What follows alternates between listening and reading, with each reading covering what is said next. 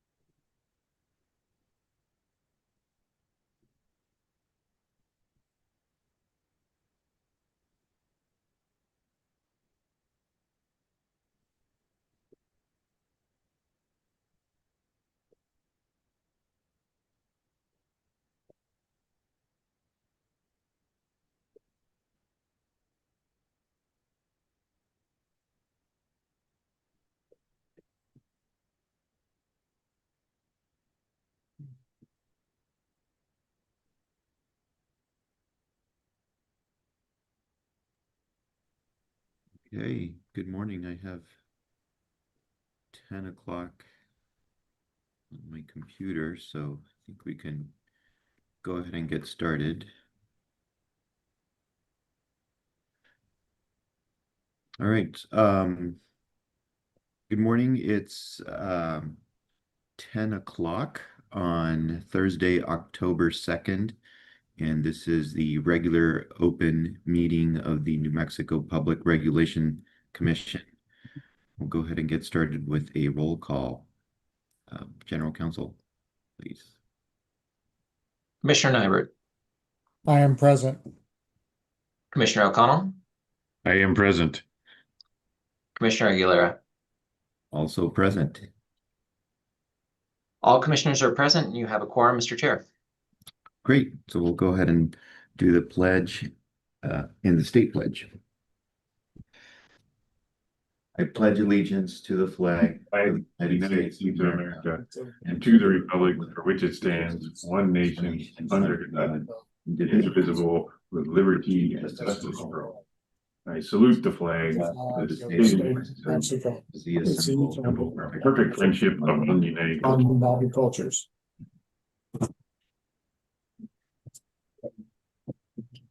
Okay, so commissioners, we have an agenda before us.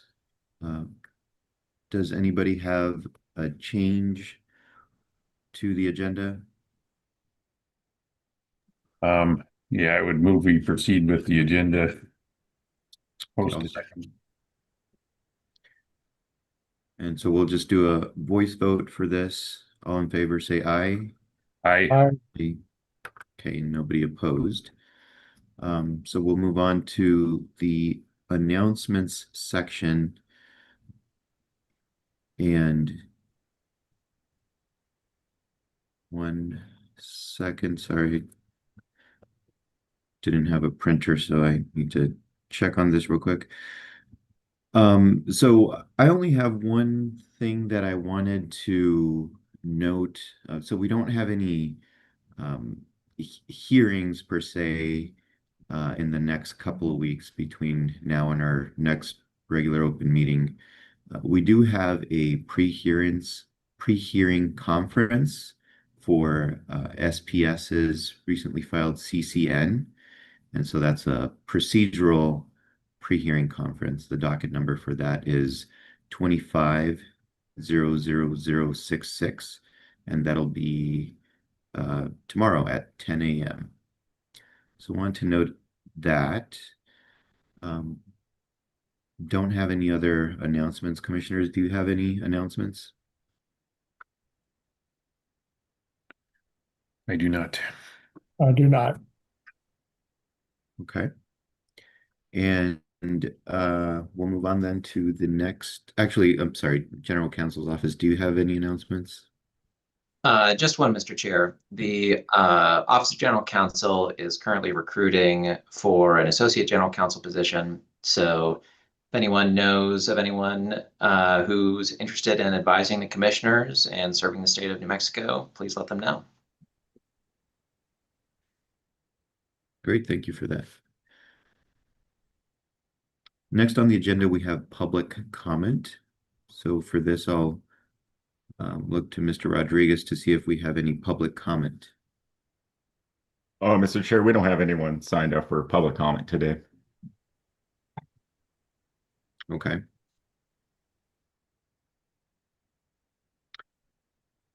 And we're getting through this fairly quickly. So next on the agenda, we have the Employee of the Month, and I have the pleasure of announcing the Employee of the Month this time.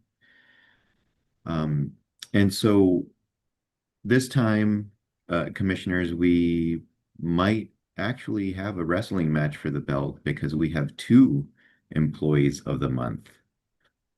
And the Employees of the Month for October 2025 are Jackie Ortiz and Jocelyn Barrett. So with Jackie rolled up her sleeves and took on the challenge of addressing a backlog of IPRA requests.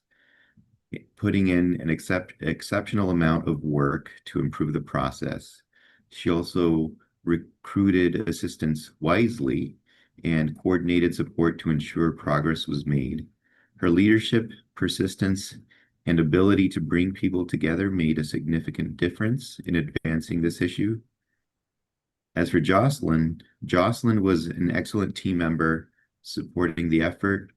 Jocelyn showed initiative and follow through by completing her share of the work thoroughly and quickly. Her drive and self-direction were evident and contributed greatly to resolving the backlog. We appreciate Jackie's dedication and effective problem solving, as well as Jocelyn's initiative and commitment to helping her team and the agency. So congratulations to Jackie and Jocelyn. I don't know where the belt is at this moment. Hopefully it didn't get lost in the move.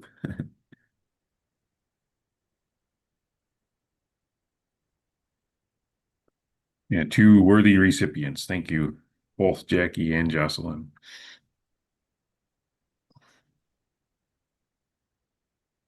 Okay. So the next item is the approval of prior meeting minutes. We have 3 sets of minutes for September 2nd, September 3rd, and September 4th. So 2 special open meetings and 1 regular open meeting.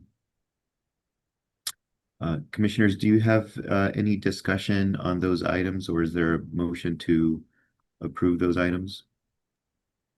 I'll move to approve them. A second. Commissioner Nyberg, Yes. Commissioner O'Connell, Yes. Commissioner Aguilera. Yes. The motion to approve the minutes for September 2nd, 3rd, and 4th open meetings passes unanimously, Mr. Chair. Thank you. So on the consent action items, we have 7 of them. Commissioners, any discussion on any of these items?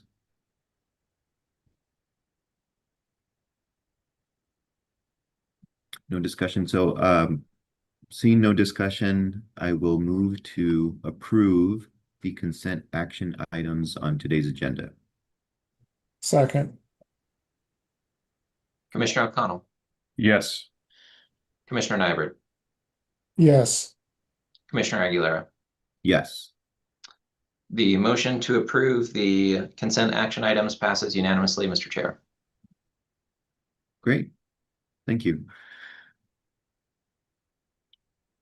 On the regular action items section of our agenda, we first have an item that will be presented by Mr. Robert Lundeen. So this is docket number 2564 UT. See, Mr. Lundeen is online, so I'll turn it over to you. Thank you, Chairman, and good morning, Commissioners. Today, I have to present to you a potential order issuing a notice of proposed rulemaking for 2 new rules relating to the inspection and supervision fees as provided in statute. So in the 2025 New Mexico legislative session, the legislature passed Senate Bill 535. Senate Bill 535 does several things, but one of those is that it amends the Commission's authority to levy inspection and supervision fees. Now, historically, the inspection and supervision fee has been 0.511% of a utility's gross receipts from the previous calendar year. Senate Bill 535 would increase that to 0.590%. And it would additionally allow the Commission until 2031 to adjust that percentage with a cap. So historically, the fee was due by April 1st of the year. Senate Bill 535 would extend that to July 31st.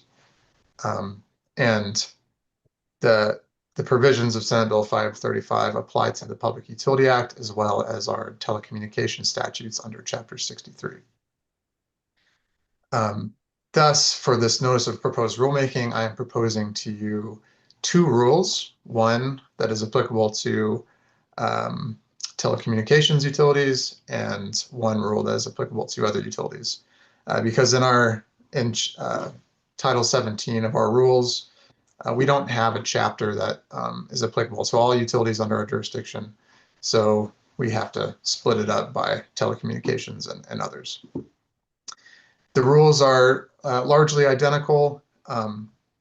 What it would do would be to sort of mimic the process that we have for the pipeline safety fee rule, in that the inspection and supervision fee rule would require staff annually to present to the commission on the fees that were collected in the previous year, and then staff would be required to propose an updated fee for the current year. And that fee, like I said, is payable by July 31st. Staff would be required to maintain a form for the fee, and the form would also contain payment instructions, payment procedures. In the pipeline a safety fee rule, there are some sort of antiquated payment procedures listed in that rule. For this version, we felt it best to eliminate those so that, as the technological advances of payment advances and the commission ability to accept different types of payments change, the rule wouldn't need to be remade to reflect that. It can just be done on the form. Additionally, like I mentioned, there's authority for the commission to adjust this inspection and supervision fee until 2031. So the rule does reflect a sunset provision that would kind of cease the commission's ability to use this rule to adjust the fee in 2031. But one important aspect of the rule is that what the fee is set at in 2031 will be the fee continuing in the future until such time as the statute is amended once again. Now, in developing this rule, I worked with Jerry Mattis and the Chief of Staff, Choi Corey. And the goals with this rulemaking were, one, to provide the mechanism for the adjustment, which the statute is silent on, and to provide notice to the affected utilities. So with that, the last thing I'll mention is that for the public's opportunity to participate in this rulemaking, there will be a public hearing held on December 4th of this year. And initial comments, written comments, will be due the day after on December 5th. And those will be the two opportunities to participate publicly. Thank you, commissioners. I can answer any questions. Thank you for that presentation. Commissioners, do you have any questions or comments? Mr. Chair, I do have a comment or two, as well as maybe a couple suggestions. The legislature did impose this increase, so we have no authority to change what the legislature imposed. And while it doesn't seem like much, it's actually a 15.46% increase in the fee, which is pretty significant increase, even though the actual number is from 0.511% to 0.59%. Doesn't seem like much, but it is 15.46% greater. My only comment really regards Exhibits A and B, paragraph B. The statute makes it permissive that the commission may increase the fee, whereas Exhibits A and B in paragraph B, it's not phrased permissively. It's staff shall do that. In fact, it requires staff to do something, and I'm wondering whether or not we should make it permissive and maybe broaden it a little bit, where the commission or the staff could bring that issue forward, that a fee increase may be necessary, but not make it mandatory that they come to us each year. If an increase isn't warranted, why would we want to waste staff time in requiring them to do another report to us? Is my real question. And so I would suggest that paragraph B on exhibits A and B just be phrased in a permissive nature and possibly expand it so that the commission of its own accord could take up the issue and not necessarily just rely on a staff report. Those would be my comments. Thank you, Commissioner. Yeah, so the annual staff presentation is similar to what we do with the pipeline safety fee. In that role, staff comes to the commission May 1st every year and presents. It's a review of the fees that were collected for the previous year. So that similar procedure is here, and that's kind of the first half of the annual review. Is staff is going to present to the commission what fees were collected last year, how much, etc. The second half of, or the second piece there is, it does say staff shall propose to the commission a fee rate to be collected for the current year, but it is silent as to whether that proposal should be an increase or a decrease, or if it should be just kept the same. So the deference there is given to staff to make a proposal, and then obviously the commission in its authority and discretion can set the fee to whatever it deems appropriate.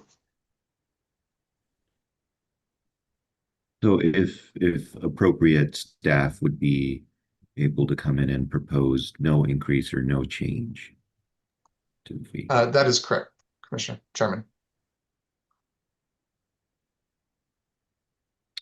Commissioner Nybert, does that address your concern here? I mean, I think part of what it's doing is requiring staff to look at this annually to ensure that the fee level is correct and appropriate. That's what I'm reading in the shall. Yeah, it's not it's not permissive. It's a requirement for them to do something, and I'm suggesting that there may be situations, and probably most years there's no reason to even look at it. So why would we want them to spend any time at all generating a report to us when there may not be any need to look at it? I would presume that both telecommunications and pipeline, if they felt the fees were out of whack, that they would pick up the issue. Likewise, I would think that if we were concerned that it was out of whack, that we would want to do that. There's no mechanism in this for us to even engage in that. It basically says staff shall, and then we act on whatever staff sends us. I would make it permissive across the board, and I would certainly expand it to where we could act on our own accord. But again, that's just what the proposed rule says, and you know, it's going out for public comment. Others may comment as well, but those were my comments. Is that the statute was permissive? I would make it permissive on our end, because otherwise we're just adding another duty to the folks, and maybe it's a duty that exists elsewhere with respect to some other things, but it's certainly another duty that they have to do something and have to generate a report, and we will have to act on it, even if there's nothing to be called for. So. Another option is to include a paragraph in the order that requests feedback on that, whether the language should be permissive, and that way we, given that this is an OPER, we'd be able to receive public comment on that and still have the ability to change it when after receiving and considering that comment. Yeah, Robert. if I may make the comment, staff was consulted in the drafting of this rule and took no objection to these annual review procedures.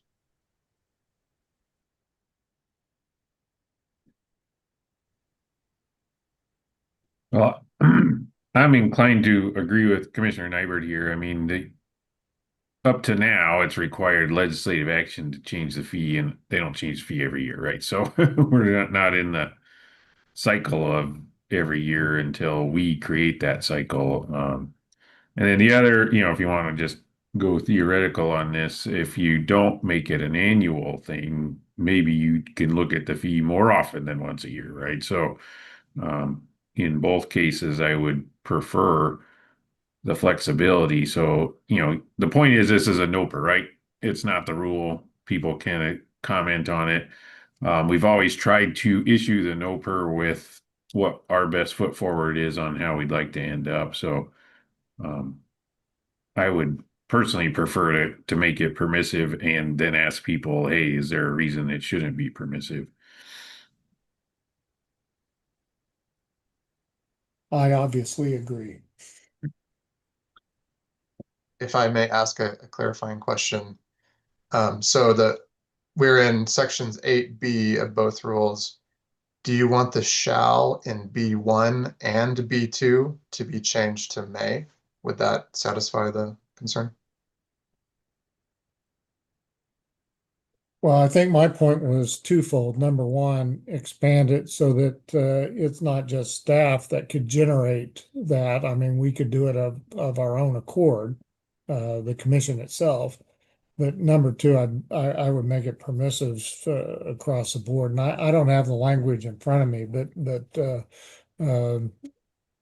I think, Robert, in the discussion, you should get the flavor of what we're wanting there. So I think as long as it accommodates that permissive element and maybe it expands it a little bit so that the commission could likewise weigh in regardless of what staff does, would be fine with me.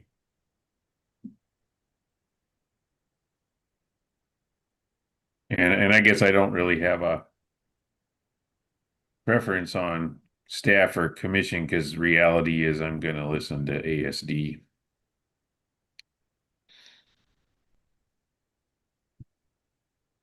If we're in the annual budget process and there's a good reason to change the fee, that's what's either ask chief staff to bring that to us, or we could skip that step and just bring ASD to the commission meeting. But so I think the legal term is distinction without a difference, right?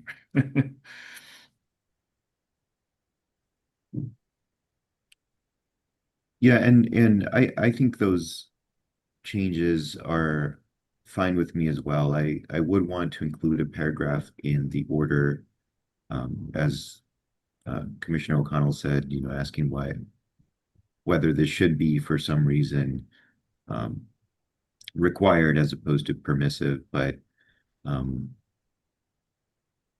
I think maybe we can do a couple of things here. Commissioner Nybert, maybe if you wanted to work with Robert, you can do that, or if you feel comfortable that with Robert making those changes, we can allow him to do that as well. Yeah, right after we adjourn, I can look at the language and shoot something to Robert on paragraph B on both exhibits A and B fairly quickly.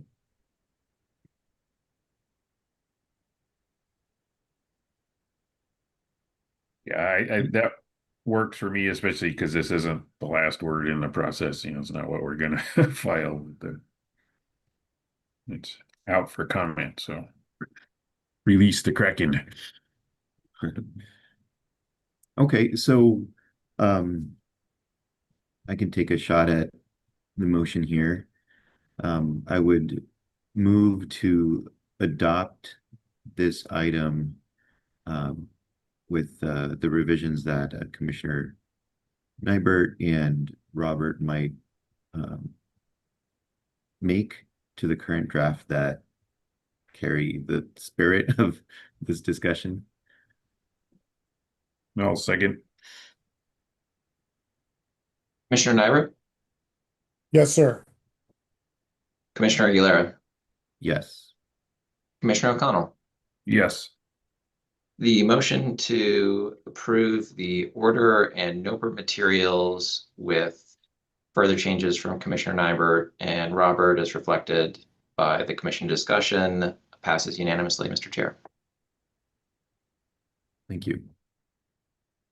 Thank you, Robert. Great. So the next item on here is the broadband program support item in docket number 2529 UT. With us, we have Ms. Erica Avila Stefans to present this item.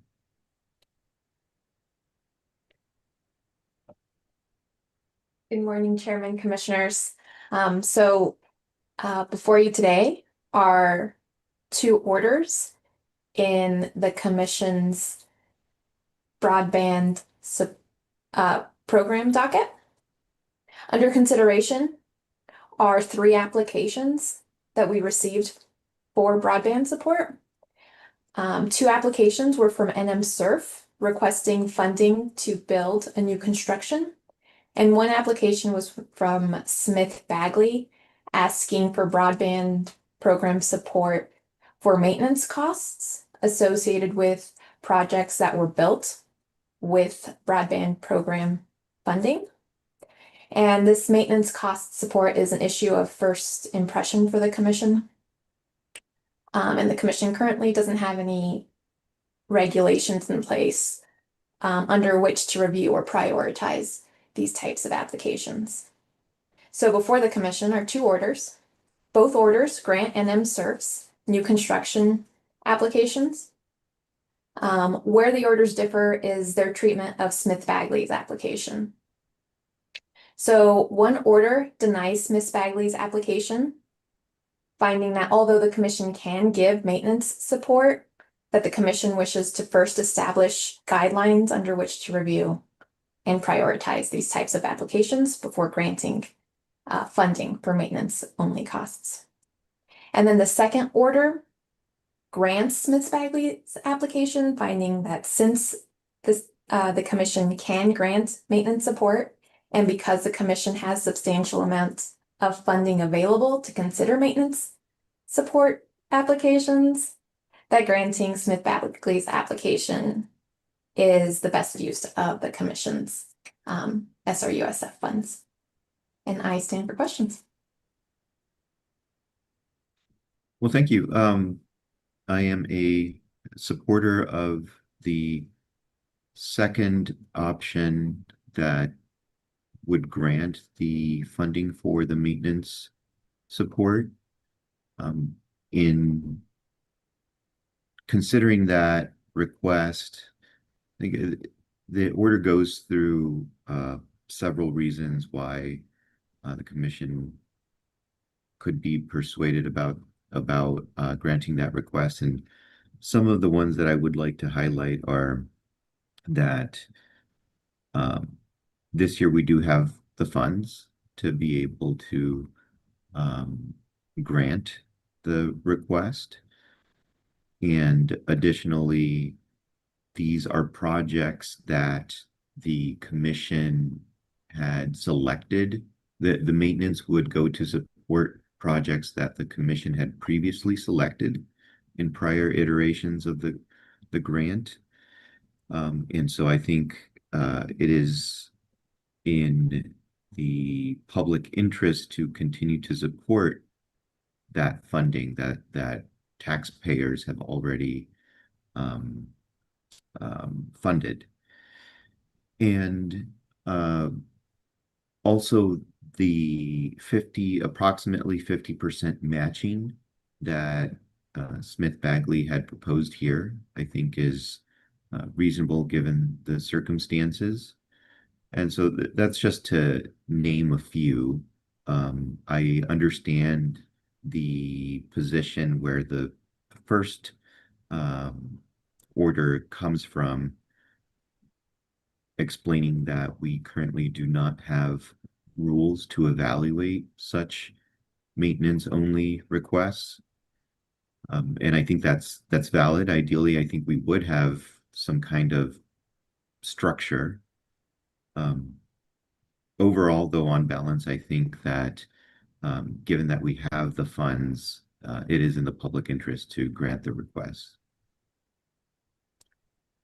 Mr. Chair, I would Yeah. agree with your statements, and I would also emphasize that I personally like the thought that these funds primarily be targeted to construction and not maintenance, but that when unusual circumstances such as this arise, and we do have the capacity to address those needs, that we certainly have the discretion to make that award and do so.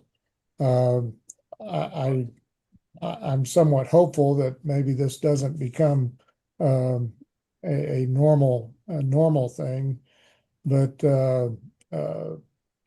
maybe that's just wishful thinking on my part.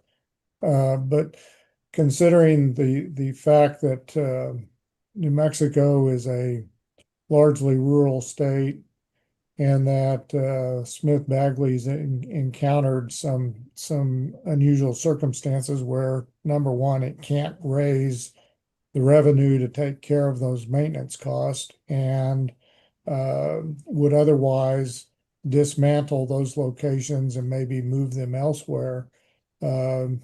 Has some impacts on citizens in the state, and I suspect they are fairly remote areas that, but for these monies, there would not be broadband in those areas. So I think we're trying to fulfill the legislative intent in allowing funds to be used to provide broadband broadly across the state. And with this hopefully unusual circumstance, it will allow those broadband efforts to be realized and continue to be realized in some of those remote areas. And so I'm with you. I think in this case, we should support it.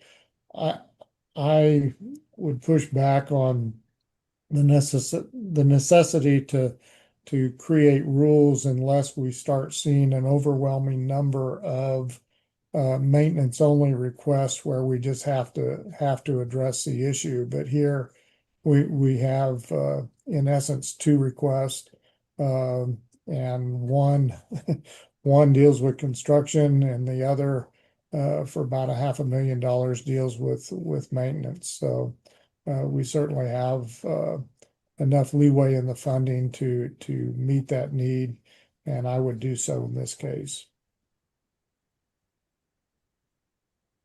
Yeah, I'll start at the end, which is sounds like I agree with both of you. And then I spent a lot of time living with both orders here because just trying to again think about it theoretically, but compelling reason is not just do we have the funds, it's just the broad numbers. We have around 21 million available. The construction projects, which I would prefer that we prioritize construction, is about 2.9 million this year.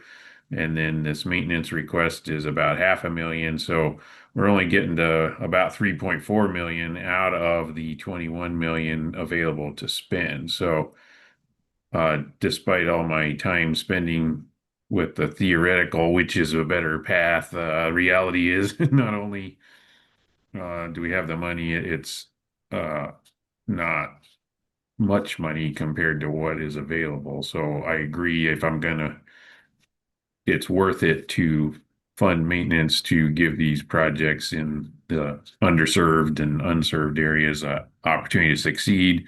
The funding went away through no fault of Smith Bagley, so they were caught in a situation and asked for maintenance, and so happy to grant it. So that's the moment in right now.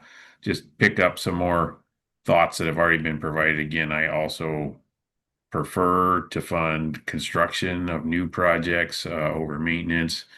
The reason for rules is I don't know if we're just going to get to where this program becomes a maintenance program, not a construction program. So it would be helpful to provide guidance, and maybe we don't have to have rules, just some kind of statements of position or whatever, that when people submit maintenance requests and if it becomes a competitive process, folks will know why they're competing and winning versus competing and losing, right? So, and then I inserted the bit in the maintenance grant order to make it clear this is a 1-year deal, right? Because I was afraid that if overnight this becomes a maintenance program and we're getting $30 million of maintenance money, Smith Bagley knows that you didn't compete this year, you might compete next year. And for me, that was important just for personal experience. I was on a board of a very small nonprofit.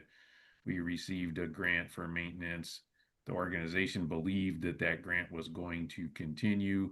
The funder changed priorities the next year and the funding went away. And then that kind of sent that organization into a tailspin that was hard to pull out. So it wasn't intended to be anything other than what it is just heads up, Smith Bagley.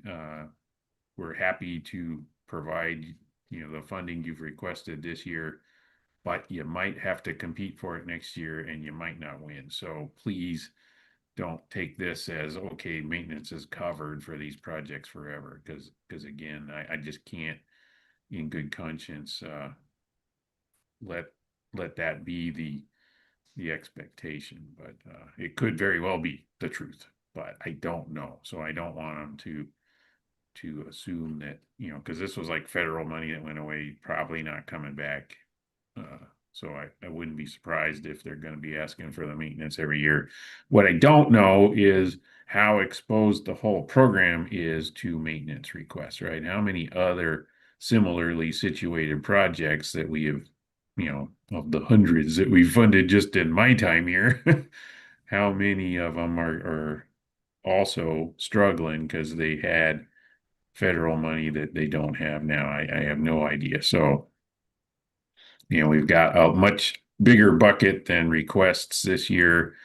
Agree that we should distribute that money. The other principle I was working on was what I like to say, when we're doing like RFPs for generation, I'm always going to prefer a competitive process. And I try to think about this as I'm going to spend this money as if it's my own.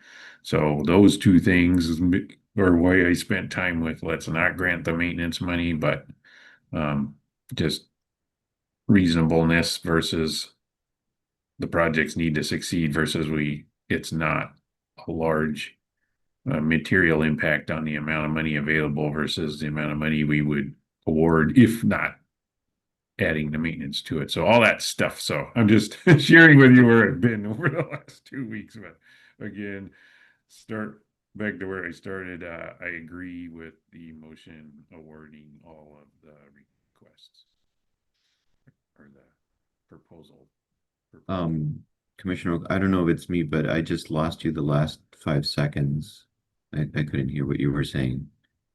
I move to adopt the order granting all requests. I will second. Commissioner Nyberg. Oh, any discussion before the vote? Yeah, Yeah. let's. Mr. Chair, I appreciate Commissioner O'Connell putting that paragraph in there as well. And I do think that based on the discussion, if people didn't hear it clearly, I think there was substantial discussion that we prefer construction over maintenance.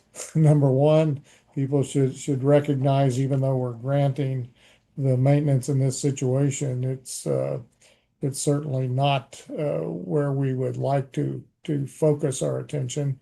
and that, I agree with Commissioner O'Connell that, you know, people should not get the idea that, the maintenance only requests are going to be, well received year in and year out. I think, that message also, is highlighted in our discussion. So I'd just like to highlight those two things. Okay, and you know, we had a hearing on, or public comment hearing on this issue, and what I recall hearing from some of these broadband providers is that in terms of, because I asked why have we not received as many applications as we have in the past, and their response was that um, a lot of the construction projects that are left are for very rural areas where it would be very expensive to provide. And so they did express interest in assistance with the maintenance funding.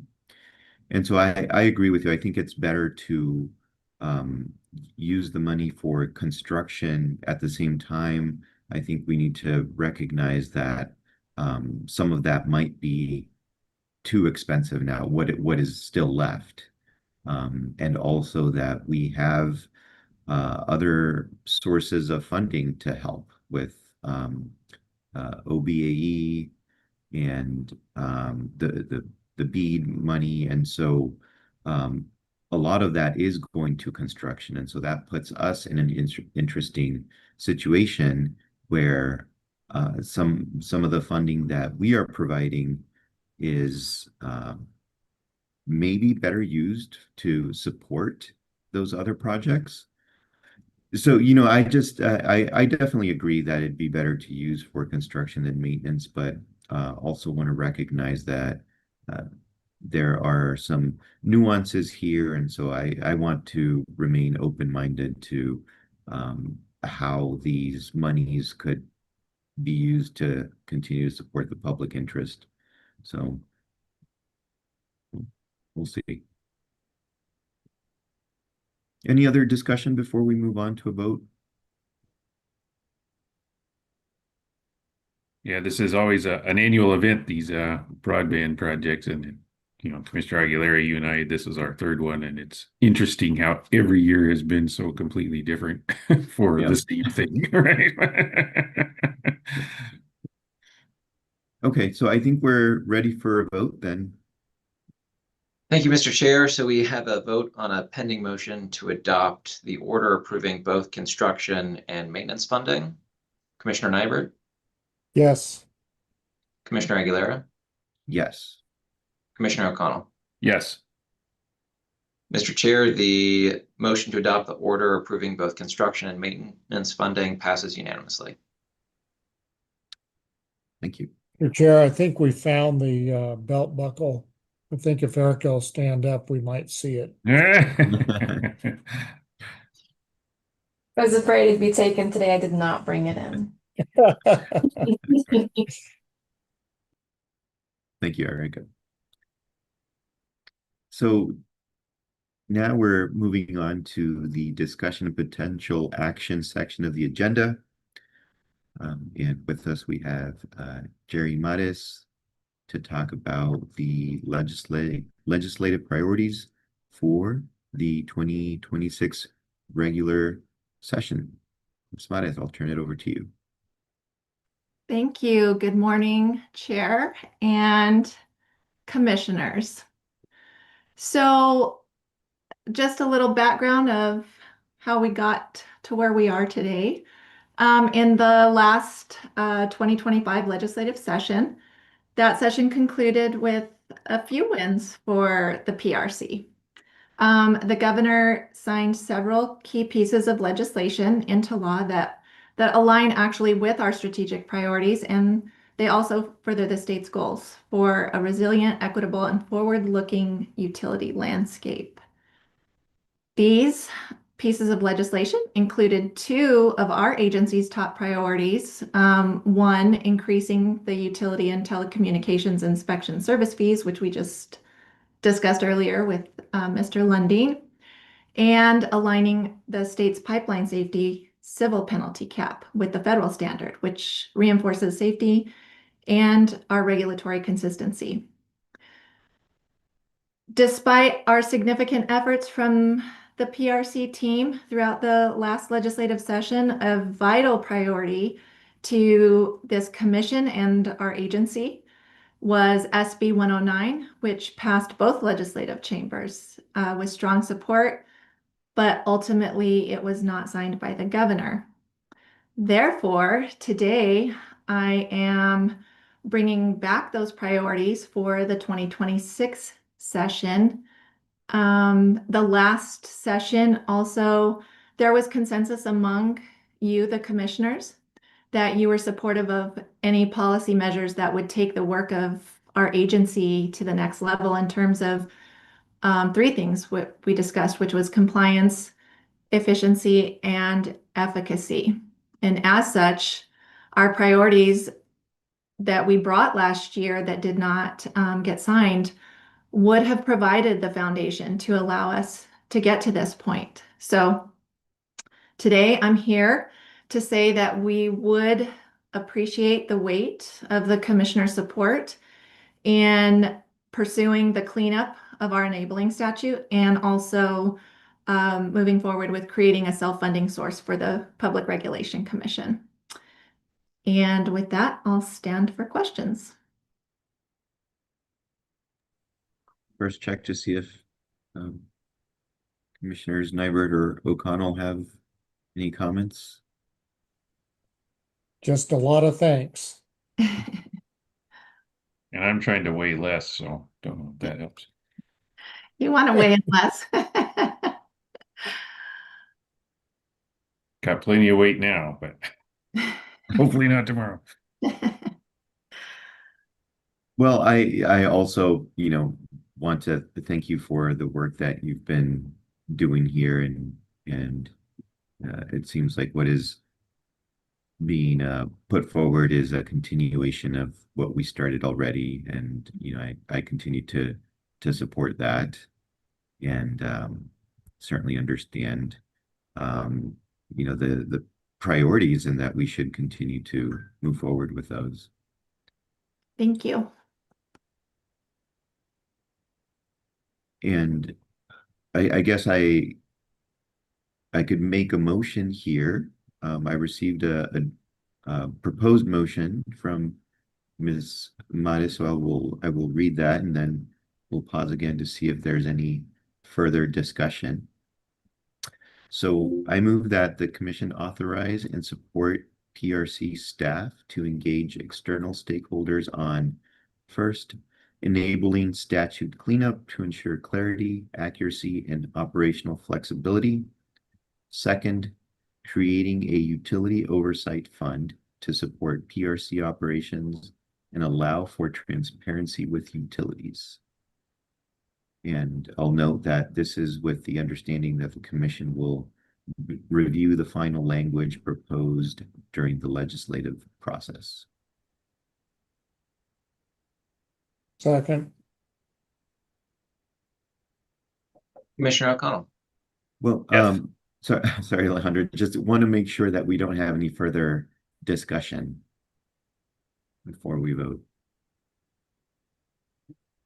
Okay, looks like I interjected for no reason, so please go ahead.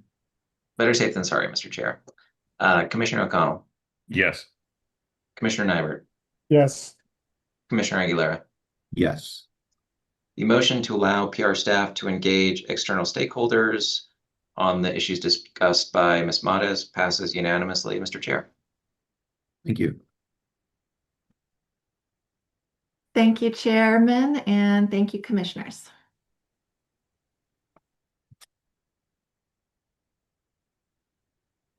Well, there was less discussion on that than I had expected. So the next item on here is communications with Chief of Staff. So just want to check with Ms. Choya Corey to see if she has any communications.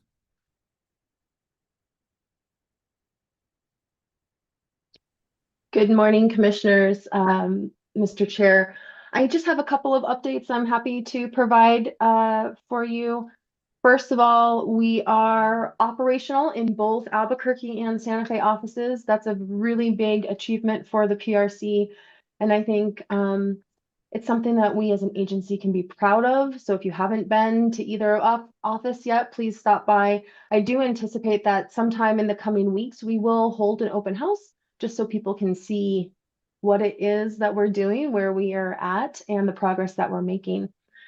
That being said, we're all kind of taking a breath because the operations team, ASD, IT, and many others have been working furiously. So we've made it through September. That's very exciting, and we're looking forward to what's coming next.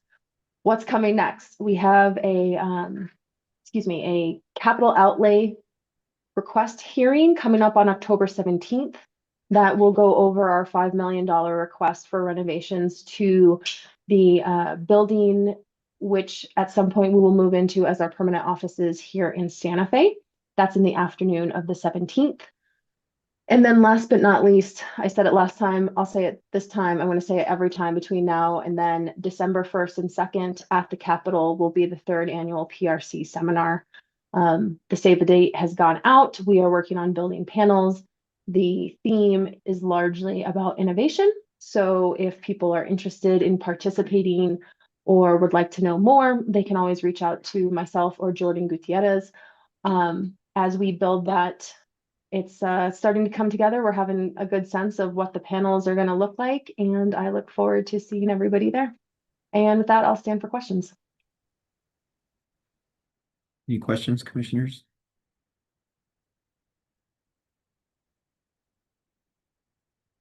I would just add to Employee of the Month, Jackie Ortiz. She was part of that team that Choya was talking about that was instrumental, negotiating leases at these two places that we have now. So just glad we're where we are at the moment.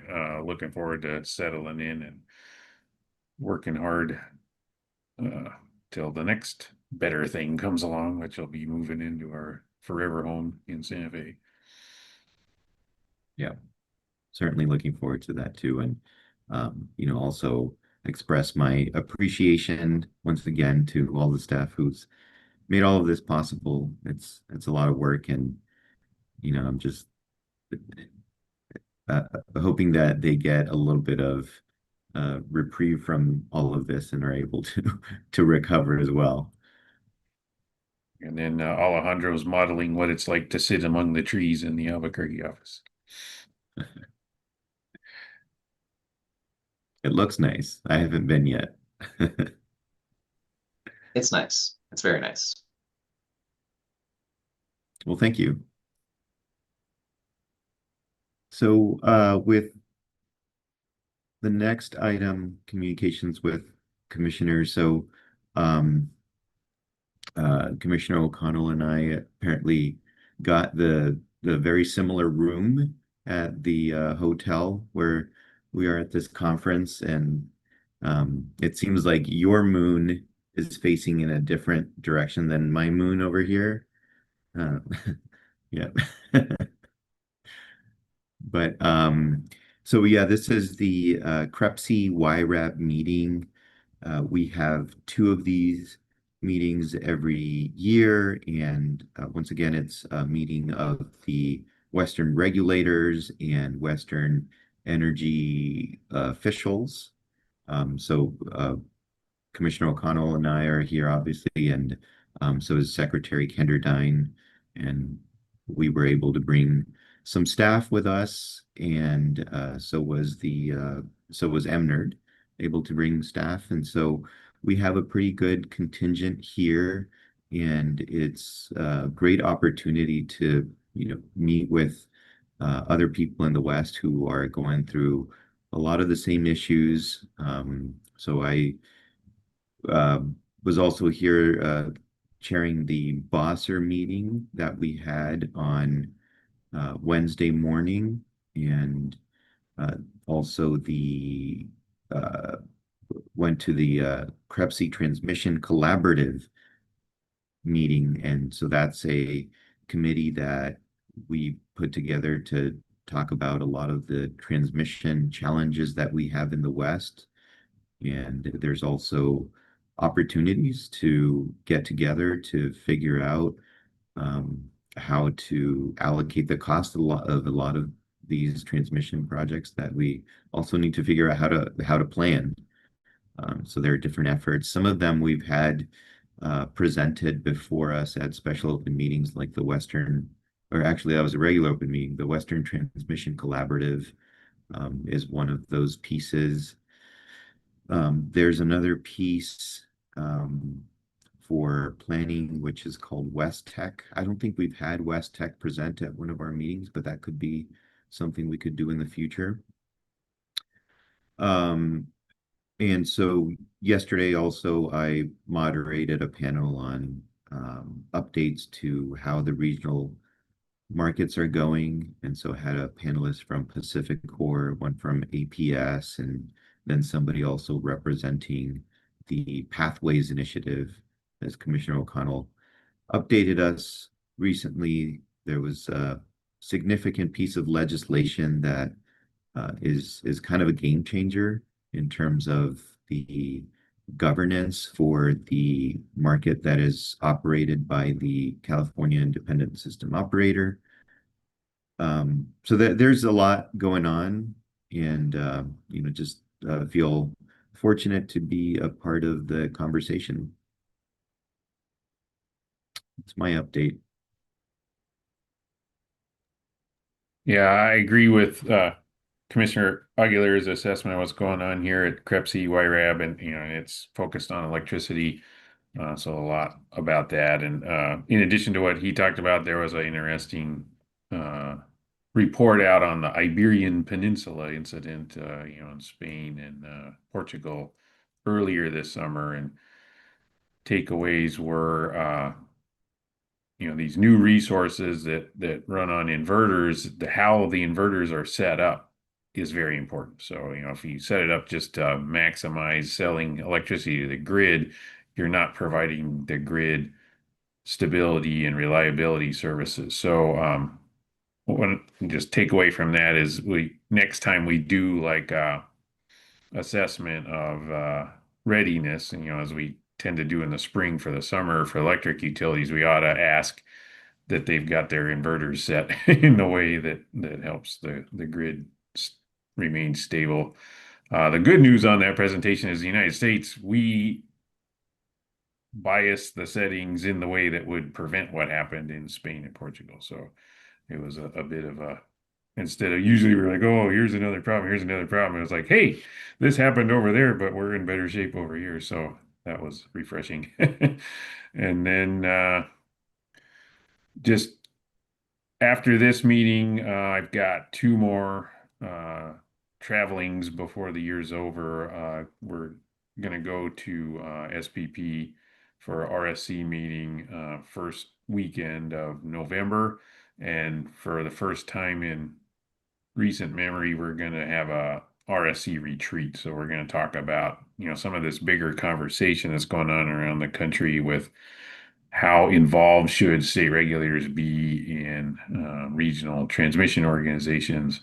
And SPP's RSC is always held up as the one that is maybe the best among the existing. And so the question is, how do we optimize the best, or is the best good enough, right? So that's kind of the point of having a commissioner-only retreat in Little Rock to talk about those topics. And then following that will be the NARUC winter meeting in Seattle. And so I'm planning to go to that. One of the reasons I'm planning to go to that is, we're still working on the planning for the Western NARUC next spring. And we've got like a straw proposal for sponsorships and those type of things. I'll get that firmed up before I go to Seattle in November. And because we've got a lot of folks who really want to support the conference that we're going to have in New Mexico next spring. So, so we'll get back to Albuquerque tomorrow, and then nice to stay at home through the month of October, 2 more trips, and then that'll take me through the end of the year. Easy for you to say. There's 2 of us that will be headed to Aspen next week to attend the Northwestern program on law and economics, and hopefully the chairman and I will get a lot out of that program. It was highly recommended to us by Commissioner O'Connell, so we look forward to learning a lot in the upcoming week up in Aspen, Colorado. Prior to that, I've been asked to serve on a panel to discuss electrification of the oil patch at New Mexico Oil and Gas Association annual meeting in Santa Fe next Wednesday. So as soon as I get done talking, I'll be headed to Aspen. But ironically, Southwestern Public Service Company is holding its tour of the communities in southeast New Mexico.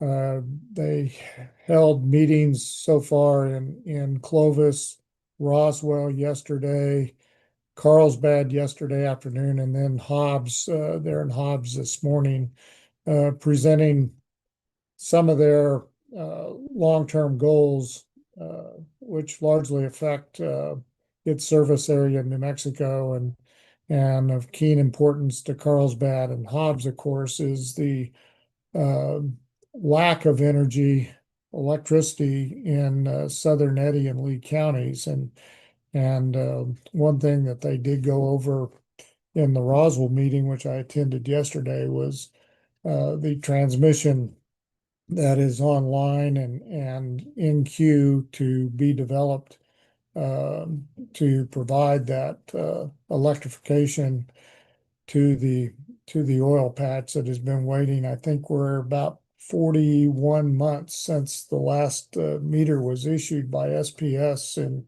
portions of the oil patch. So they did indicate that NextEra is in fact in the construction phase of that one big transmission line that's been approved for a couple of years, and that they are actually in the construction phase now. And I hope that they're still planning to have that construction completed by May of 2026.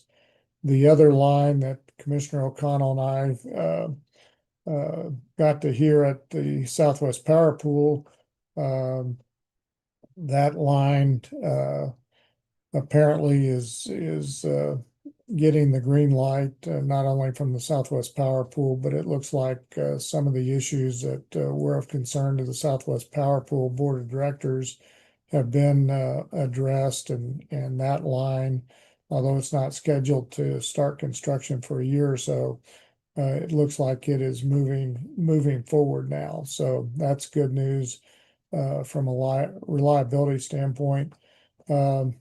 And then the Southwestern Public Service went over, I think there were 17 projects, generation and storage projects that we will be seeing in the upcoming years and having to consider those for approval.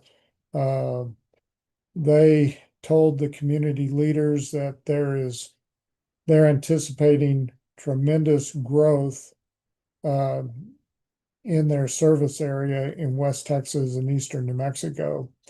And listening to the news yesterday, it sounds like Texas Tech and former Governor Perry, who was also Secretary of Energy a number of years ago, a new corporation has been funded that's going to put in a very large data center in and around Lubbock, Texas. It's going to consume about 1.2 gigabytes of energy. And so that's within the Southwestern Public Service territory. And Southwestern Public Service Company didn't say anything, and it didn't seem like that amount of energy was in its queue. So it'll be interesting to see how they deal with that news that was announced yesterday on some of the national news programs.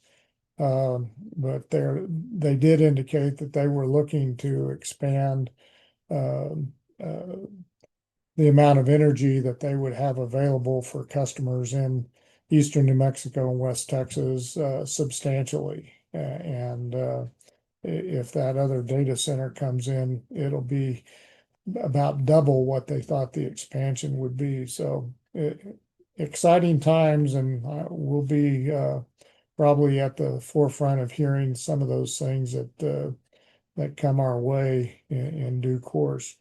The only other thing I'd recommend to Commissioner O'Connell in losing weight is don't do what I did the last 2 weeks. Not fun. It certainly loses some weight, but it's not a good way to do it. So I wouldn't recommend recommending having pancreatitis. It's a punch in the gut for sure. But I'm back on my feet and getting stronger every day. So appreciate you guys. I'll see Commissioner Aguilera up in Aspen, and Joya, I hope that you have a key for me next Tuesday in Albuquerque so that I can unload a car worth of office that I've had in the car for several weeks now. So I'll see you on Tuesday. That's all I had, Mr. Chair. Thank you. Yeah, and so I will be, well, you look good. I'm glad to hear that you're getting stronger every day. And then the training in Aspen is the Northwestern University Institute for Regulatory Law and Economics. And so that yeah, I'll be there, and also failed to mention that I will also be at the NABRUC meeting in Seattle. Yeah, whenever that's happening, I lose track of all of these things. Great. Well, thank you for great discussion and another good meeting.